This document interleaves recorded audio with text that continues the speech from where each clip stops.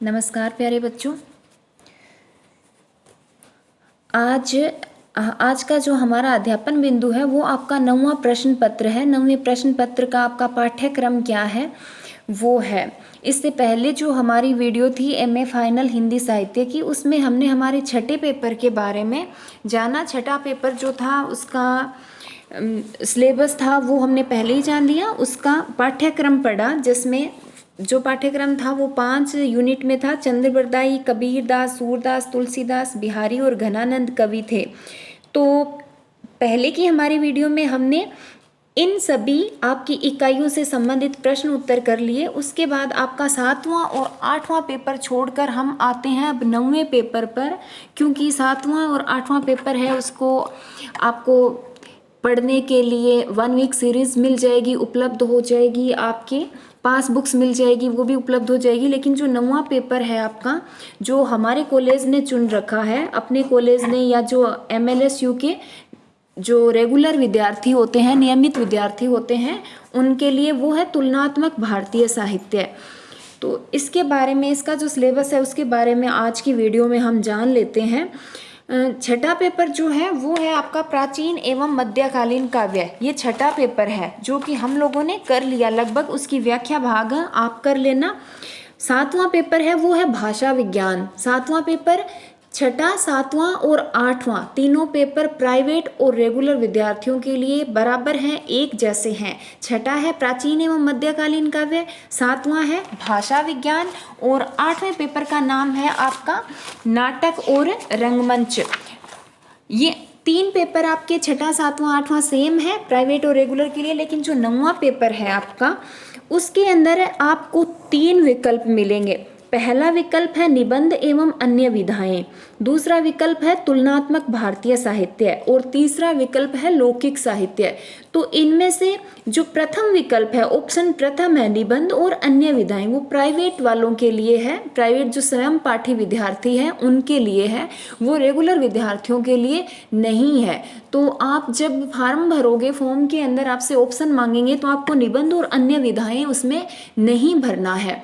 निबंध और अन्य विधाएं जो ऑप्शन है वो प्राइवेट वालों के लिए है, स्वयं पाठी विद्यार्थियों के लिए है। और हमारे कॉलेज ने जो चुन रखा है वो है दूसरा विकल्प, जिसका नाम है तुलनात्मक भारतीय साहित्य। और इसी के अंदर 9वें पेपर के अंदर ही आपका तीसरा विकल्प है, वो है लौकिक साहित्य। तो लौकिक साहित्य हमारे कॉलेज ने नहीं चुना। अपना कॉलेज जो है वो दूसरा विकल्प तुलनात्मक भारतीय साहित्य है उसको लेकर चलता है। तो तुलनात्मक भारतीय साहित्य जो है, इसके लिए आपको 5 बुक्स और 1 वीक सीरीज शायद ना मिले, इसलिए मैं जो वीडियो भेज रही हूँ उन वीडियो को आप ध्यानपूर्वक देखें और पढ़ें। इसके अंदर है आपके 5 यूनिट होगी। 5 यूनिट के अंदर आपकी पाठ्य पुस्तकें 6 होगी जो आपको पढ़नी है। कौन कौन सी है? प्रतिनिधि कविताएं। प्रतिनिधि कविताओं की जो रचयिता हैं वो है फैज अहमद फैज। दूसरी किताब है तुगलक। तुगलक की रचयिता है गिरीश कर्नाड। तीसरी पुस्तक है उठाईगीर। उठाईगीर की रचयिता है लक्ष्मण गायकवाड़। चौथी पुस्तक है 184वें की माँ, जिसकी जो रचनाकार हैं वो है महाश्वेता देवी। 5वीं पुस्तक है जीवन एक नाटक, जिसके रचनाकार है पन्नालाल पटेल। और 7वीं छठी बुक जो है वो है वैली कृष्ण रुक्मणी, जिसके रचनाकार जो हैं वो हैं पृथ्वीराज राठौड़।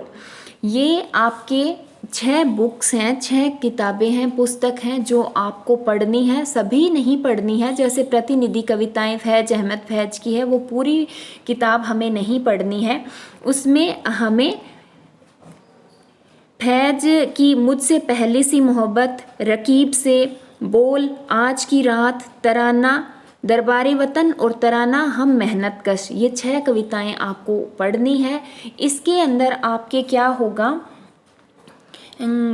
इकाई प्रथम जो है वो प्रतिनिधि कविताओं की है, जो जिसके रचयिता हैं फैज अहमद फैज।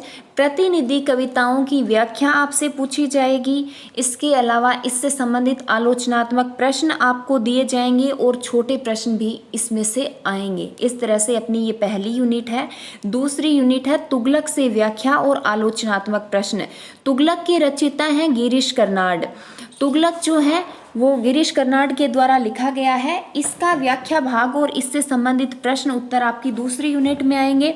जो तीसरी यूनिट है वो है उठाई गिर। उठाई गिर की रचयिता है लक्ष्मण गायकवाड़। उठाई गिर बुक में से व्याख्या भाग और प्रश्न उत्तर आएंगे आपके। चौथी यूनिट है 184वें की माँ। 184वें की माँ से व्याख्या और आलोचनात्मक प्रश्न आएंगे। और पांचवी यूनिट है जीवन एक नाटक। जीवन एक नाटक की व्याख्या भाग और आलोचनात्मक प्रश्न यानी बड़े और छोटे प्रश्न आएंगे। और इसके अलावा जीवन एक नाटक के अलावा पांचवी यूनिट में आपके वैली कृष्ण रुक्मणी पृथ्वीराज राठौड़ के द्वारा लिखी हुई है ये वैली कृष्ण रुक्मणी। इसके जो पहले 25 पद हैं उनकी व्याख्या और इससे संबंधित आलोचनात्मक प्रश्न आएंगे। आलोचनात्मक प्रश्न आपके किससे आएंगे? तुगलक से संबंधित और तुगलक के रचनाकार से संबंधित, उठाईगीर और उसके रचनाकार से संबंधित, 184वें की माँ और उसके रचनाकार से संबंधित, जीवन एक नाटक से और उसके रचनाकार से संबंधित। ऐसे ही फैज के बारे में, फैज जिन्होंने प्रतिनिधि कविताएं लिखी है, फैज अहमद फैज, उनके बारे में और प्रतिनिधि कविताओं के बारे में आपसे प्रश्न पूछे जाएंगे जिनके उत्तर आपको देने हैं। छोटे प्रश्न, बड़े प्रश्न और इनकी व्याख्या भाग जो आपको करनी है। तो मैं आपको पहले ही बता चुकी हूँ इससे संबंधित पास बुक्स वगैरह आपको नहीं मिलेगी। तो इसलिए ये वीडियो आप थोड़े से ध्यानपूर्वक देखना ताकि आपका सिलेबस जो 9वां पेपर है वो आपका कवर हो जाए, पूरा का पूरा इन्हीं वीडियो से कवर हो जाए। इसके साथ साथ आपको नोट्स बनाने हैं इन वीडियो को देख देख कर, या जो पीडीएफ मैं सेंड करूंगी उसके अकॉर्डिंग आपको नोट्स बनाने हैं। पीडीएफ के अंदर या पीपीटी जो मैं भेजूंगी उसके अंदर आपको सार रूप दिया जाएगा, उसका व्याख्या भाग कैसे करना है, क्या करना है, वो आपको मेरी वीडियो देखकर आपको नोट्स तैयार करने हैं। इसके लिए अपने आप नोट्स तैयार करने हैं, ये मैं आपको आगे की वीडियो के अंदर बता दूंगी। ये इसका सिलेबस था, यानी जो 9वां प्रश्न पत्र है उसमें 3 विकल्प हैं। कौन कौन से? निबंध और अन्य विधाएं, तुलनात्मक भारतीय साहित्य और लौकिक साहित्य। निबंध और अन्य विधाएं प्राइवेट बच्चों के लिए है, वो सब्जेक्ट हम नहीं ले सकते, ऑप्शन जो है विकल्प जो है वो हम नहीं चुन सकते। और दूसरा जो है वो है तुलनात्मक भारतीय साहित्य जो आपको चुनना है। और तीसरा है लौकिक साहित्य।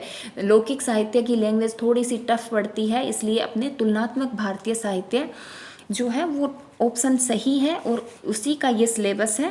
प्रतिनिधि कविताएं, तुगलक, उठाईगीर, 184वें की माँ, जीवन एक नाटक, वैली कृष्ण रुक्मणी, ये थोड़ी सी पुस्तकें हैं जिनको पढ़ना है। इन्हीं के अंदर से व्याख्या आएगी और इन्हीं के अंदर से प्रश्न उत्तर छोटे और बड़े दोनों प्रकार के आपसे पूछे जाएंगे। तो हमारी जो अगली वीडियो जो भी होगी उन वीडियो के अंदर हम यही सारी इकाइयाँ, यूनिट और इनसे संबंधित प्रश्न उत्तर करेंगे। इनकी व्याख्या कैसे करनी है, व्याख्या के अंदर प्रसंग लिखना है, जो आपको दिया हुआ है उसकी व्याख्या करनी है और अंत में विशेष लिखना होता है। तो प्रसंग क्या लिखना है, हर एक पुस्तक का प्रसंग और विशेष वो मैं आपको अपनी आगे आने वाली वीडियो के अंदर बता दूंगी। आपको नोट करना है, नोट्स बनाने हैं, उन नोट्स में आपको लिखना है। धन्यवाद।